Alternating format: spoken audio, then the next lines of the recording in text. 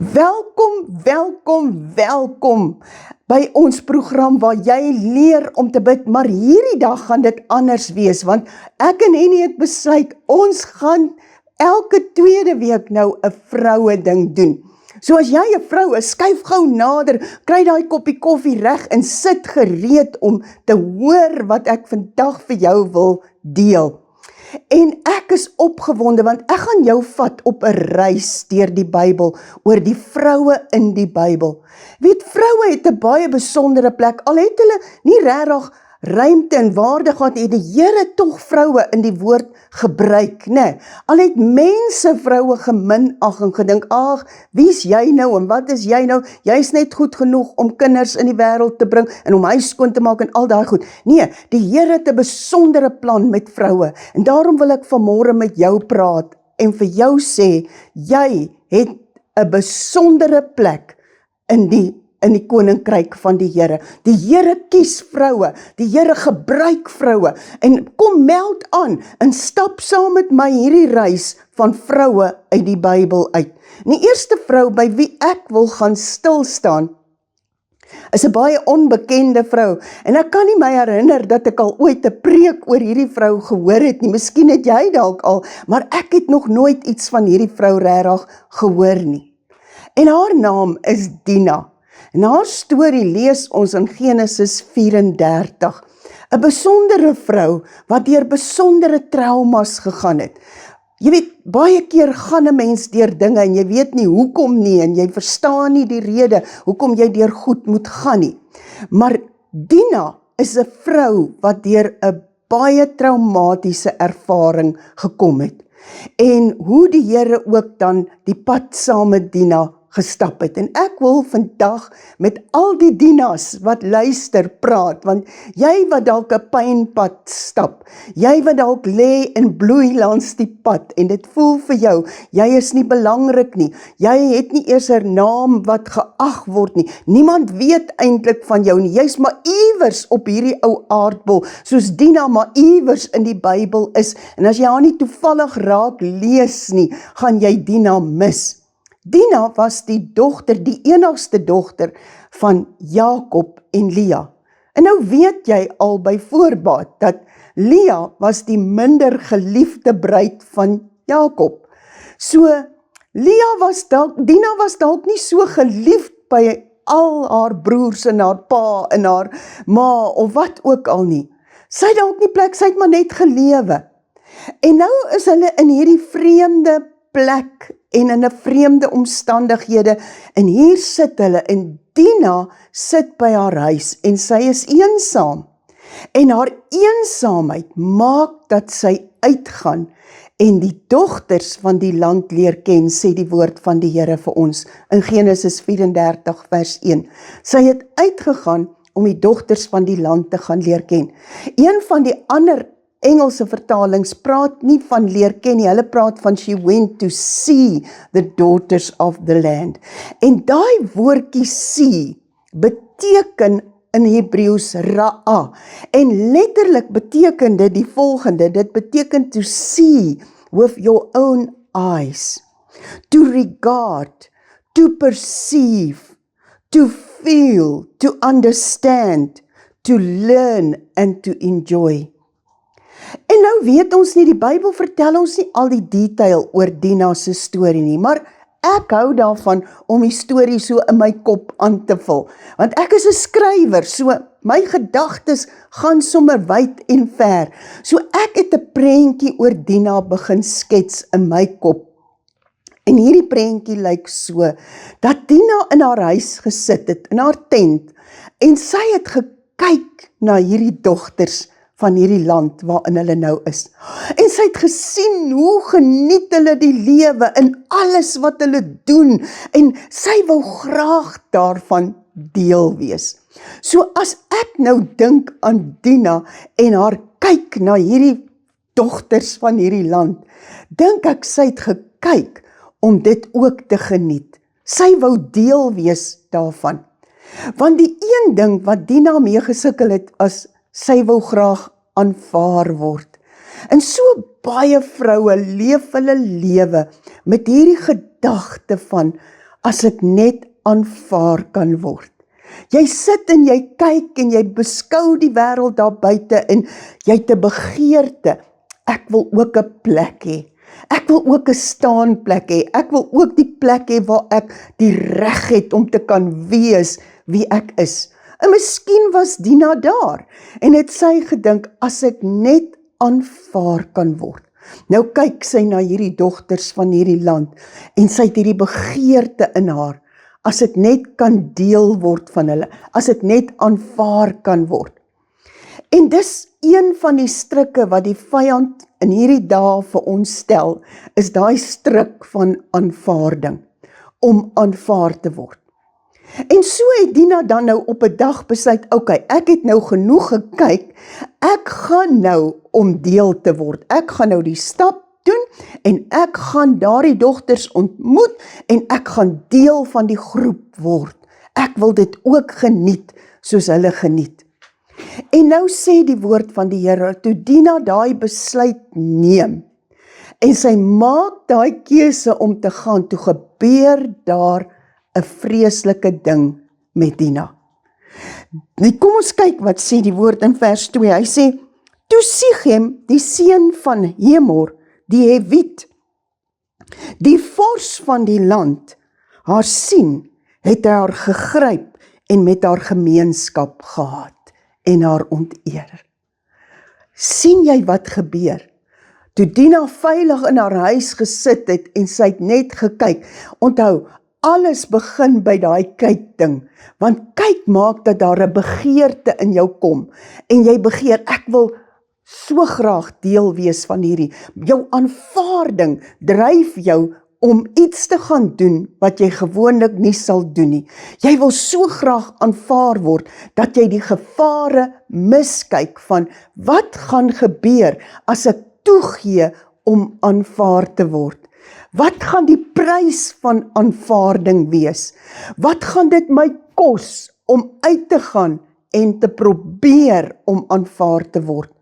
En so baie keer word ons in hierdie stryk gevang, want die duiwel het vir ons nette op die pad, en hy wag dat jy in daai stryk sit, want dis hy wat in jou oor kom fluister, jy is nie aanvaarbaar nie, niemand hou van jou nie, niemand gee om vir jou nie, jy het nie 'n plek nie. Dis die leuen wat die vyand in Dina se hart saai, en in die Dinas van hierdie dag se harte saai, en vir jou vertel, jy is onbelangrik, niemand gee vir jou om nie, niemand sien jou raak nie, jy's deel van niks nie, jy pas nêrens in nie. Hy lok jou met dit uit, en hy wys vir jou hierdie prentjie van die dogters van die land, en hoe hulle dit geniet, en dan nooi hy jou, kom geniet dit saam. En Dina neem daai besluit, en dit kos haar 'n duur prys.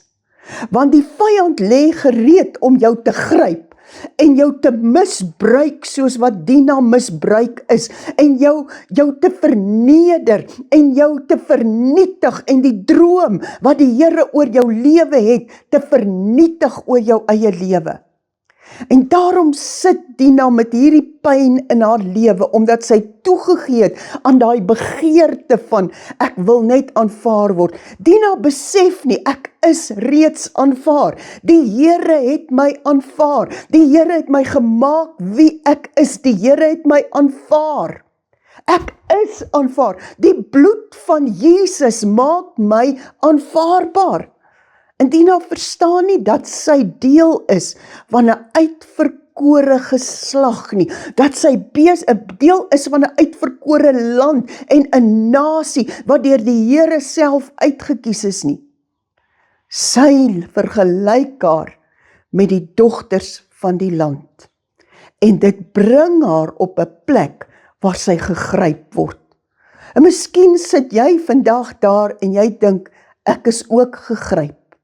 My huwelik is gegryp, my liefde is gegryp, my passie is gegryp, my droom is gegryp, my waarde is gegryp, en ek is gestroop van dit, en ek is kaal en naak agtergelos, ek het niks meer oor nie. Miskien is jy soos die Dina wat gegryp is. En nou sit jy en jy bloei langs die pad. En jy wonder, hoekom het ek hierdie pad geloop? En daar is vir my 3 aspekte as ek na Dina se storie kyk, wat 'n rol speel in haar lewe. En een van daai 3, ek gaan dit gou vir jou noem, die 3 komponente in Dina se storie, is die een van die onreg wat teenoor haar gedoen is. Dis die nommer 1. Tweedens is dit die stilte van Jakob, haar pa, wat niks sê toe hy van die gebeure gehoor het nie. Hy bly stil. En derdens is dit die wraak van haar broers. Haar broers wat die besluit neem om wraak te neem. So, nou is daar 'n onreg gepleeg teenoor Dina. En jy weet, wanneer 'n mens onreg aangepleeg is, as iemand onreg aan jou gedoen het, wil jy daarop reageer. Jy wil vergelding hê. Jy wil hê daai persoon moet betaal vir wat aan jou gedoen is, né? Jy wil opstaan en jy wil, want jy voel verontreg. En daai verontregting laat jou al hoe dieper in jouself inkeer en al hoe verder in jou dop inkruip. En jy dink, ek sal nooit weer heel kan word nie, want jy is verontreg. Jy het betaal, 'n duur prys betaal vir pyn wat jou aangedoen is. Jou eer is van jou weggevat. Jou droom is van jou weggevat. Jou lewe is dalk van jou gestroop en nou sit jy en jy bestaan net elke dag. En nou is dit so hartseer as jy lees en jy verstaan nie en jy dink, hoekom bly Jakob stil? Hoekom staan Jakob nie op vir wat reg is nie? Dis tog sy dogter. Hoe kan hy toelaat dat hierdie goed gebeur? En miskien sit jy en jy dink, maar hoekom staan niemand vir my op nie? Hoekom gee niemand vir my om nie? Hoekom praat iemand nie namens my nie? Hoekom gee niemand om dat ek hier in my pyn sit en my dood bloei nie? Maar jy verstaan nie dat die beginsel wat Jakob beter geken het as enige iemand anders, is die feit dat die Here, dat hy geweet het dat die Here sê, hierdie geveg is nie joune om te veg nie. In stil wees en vertroue, sê die woord van die Here vir ons in Jesaja 30, bestaan julle krag. Sien jy, partykeer is daai om net om te draai en weg te loop en stil te bly, die krag waarin jou oorwinning opgesluit is. En jy kan sê, maar hoe kan ek dit sê? Ek moet mos weg, daar's 'n geweldige onreg teenoor my gemaak. Jakob het iets verstaan van stil wees. Om net to walk away, om dit net te laat gaan, want hy het geweet, ek is nie die regter nie. Ek is nie God nie. Maar hierdie saak gee ek in die hande van 'n lewende God. Is 'n harde les om te leer en 'n moeilike les om te leer, want 'n ou wil nie stil bly nie. Jy wil vertel van die pyn en die onreg wat aan jou gedoen is. Jy wil vergeld. En miskien het Lea se broers gedink, ja, dis omdat Dina Lea se dogter is, dat hy stil bly. Dis omdat sy die minder geliefde een is. Dis omdat sy nie soveel waarde het as die kinders van Rachel nie. En miskien het die seuns van Jakob gedink, wel, as ons pa niks sê nie, dan sal ons iets moet sê. Want hulle het vergeet, dat die Here sê, ek moet stil wees en ek moet vertrou. Daai vertrou beteken ek gee dit vir die Here oor. Ek gee hierdie saak in die hande van die Here. Hierdie is nie my battle nie. Hierdie is nie my geveg nie. Die Here is die regter. En dan is dit ironies dat Dina se naam juis judge beteken, né? Dat dit juist dit beteken. Maar Dina se naam beteken veel meer as dit. Dina se naam beteken ook vindicate, wat beteken om onskuldig bewys te word.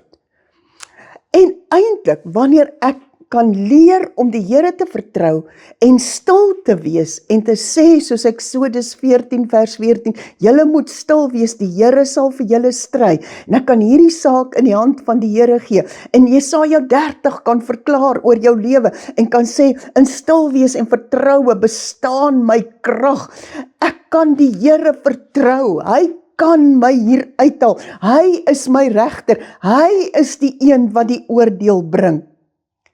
Daarom kan ek dit vir die Here gee. Maar dit is nie maklik nie, want die mens in jou, die pyn in jou roep uit, ek soek vergelding, ek soek wraak, ek soek dat jy moet betaal vir wat jy aan my gedoen het. En dis die tweede stryk waarin die vyand wil hê ons moet trap, is om op te staan en self te reageer.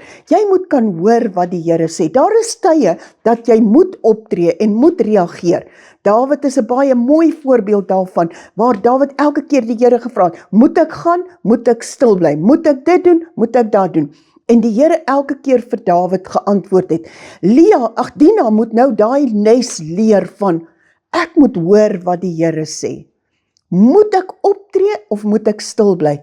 Jakob het daai les geleer en hy bly stil.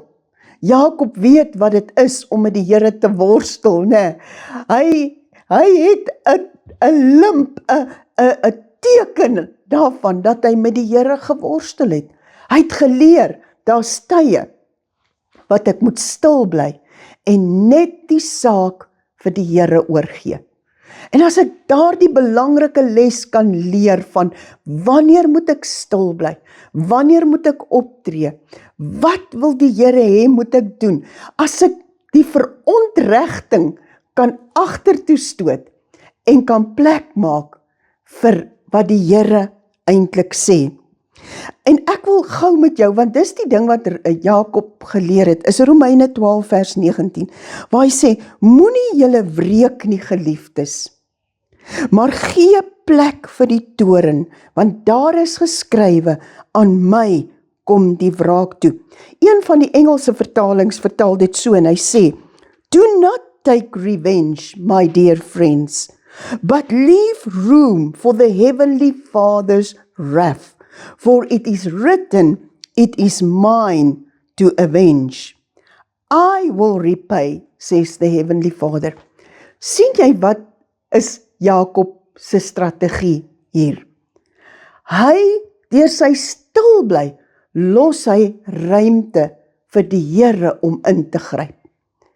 As ek so vasklou aan hierdie saak, en hierdie saak is nou net, dan begin hierdie pyn van die saak my lewe oorheers. Dan begin daai pyn in hierdie saak eintlik God van my lewe word, want hy beheer my lewe in daai area van my lewe.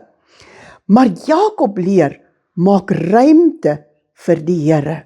Hierdie is 'n geweldige belangrike les wat ek en jy nodig het om te leer, dat in ons stryd, in ons pyn, moet ons ruimte maak.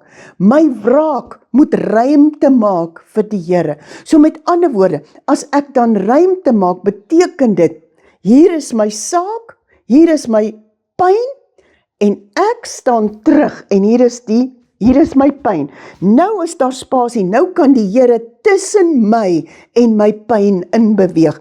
En wanneer die Here tussen my en my pyn kom, dan sien ek dit anders, want nou kyk ek nie teen my pyn vas nie, nou sien ek die Here in die situasie raak.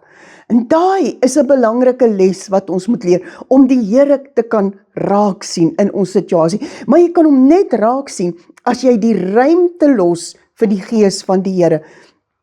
Hy sê, leave room for the wrath of God. Maak ruimte vir die Here om hierdie oorlog, en hierdie stryd vir jouself te kom veg. Moenie jy in jou eie krag en in jou onreg probeer om hierdie in jou verontregting te probeer om hierdie saak reg te stel nie. Jy gaan 'n groter gemors daarvan maak. Gee ruimte vir die Here om dit te doen. Moenie soos Simeon en Levi, die broers van Dina, die wraak in jou eie hande neem, en jy kan daai storie gaan lees, wreedaardig word die hele mansgeslag uitgewis, as gevolg van Dina se pyn. Want Simeon en Levi was so gedryf deur wraak en haat, dat hulle pa se bevel verontagsaam, want hulle wil die wraak neem, hulle wil die wraak in hulle eie hande neem. Nee, ons kan nie daai ding doen nie. Ons kan nie die wraak in ons eie hande neem nie. En as jy nou net 'n hoofstukkie verder gaan in hoofstuk 35, want nou het die wraak wat in Simeon en Levi se harte was, verwydering gebring tussen Jakob en die mense van daardie land. Jakob het vuis verloor, hy het guns verloor in daardie land. Sien jy dat die besluite wat jy neem, affekteer die mense wat rondom jou is, die mense vir wie jy lief is, die mense vir wie jy omgee. Dit raak hulle direk, dit raak nie net jou nie. Hoe jy reageer, raak nie net jou nie. As jy kies om wraak te neem, raak dit nie net jou nie. Dit beïnvloed jou geliefdes rondom jou. Dit het Dina se broers beïnvloed. Dit het dalk Lea en Jakob se huwelik beïnvloed. En dit het hulle verhouding met die mense in daai land beïnvloed. Daarom moet ons versigtig wees om nie die wraak in ons eie hand te neem nie, maar om die Here volkome te kan vertrou en ruimte te kan maak vir die Gees van die Here om te kan werk. Want die wraak kom die Here toe. Dan kan die Here herstel. Nou as jy Genesis 35 net so entjie verder lees, gee die Here Jakob opdrag om 'n altaar te gaan bou. Hulle het nou skade gelei. En die Here sê, gaan bou 'n altaar. En dan sê hy eintlik vir hom, gaan bou dit vir jou hele huis. So, nou moet Jakob versoening gaan doen weer vir sy hele huis. Want sy kinders het droog gemaak as gevolg van Dina se pyn. Hulle het die Here nie kans gegee nie. Hulle wou hulle eie ding doen. Sien jy hoe gevaarlik is dit? Wil jy nie maar ook vandag sê, Here, ek gee U hierdie wraak. Ek maak ruimte vir U. En kom, bou saam met my 'n altaar tot eer van die Here. Kom ons staan vas. En ons bou daai altaar en sê, Here, U kom die wraak toe. Die wraak behoort aan U. Dis nie myne nie. Al is dit my pyn, kom beweeg in tussen my pyn en wat U wil doen. Die plan en die gedagte wat U oor my lewe het. Gee die Here 'n kans met jou pyn. Moenie dat pyn jou God wees nie. Moenie dat pyn jou lewe beheer en jou laat in 'n gat gaan sit nie. Maar kom gee jou pyn vandag vir die Here. Jy het nog hierdie kans. Staan terug. Sê vandag, Gees van die Here, ek staan terug. Ek gee my pyn vir U, want ek wil ook leer dat in stil wees en vertroue my krag bestaan. Dit was lekker om saam met jou te kuier en ek sien uit om oor 2 weke weer saam met jou hierdie pad te kan loop en ek vertrou dat jy dit geniet het, net soveel soos ek dit geniet het om dit aan jou aan te bied. Mag jy vandag geseënd wees en mag jy ruimte laat vir die Gees van die Here.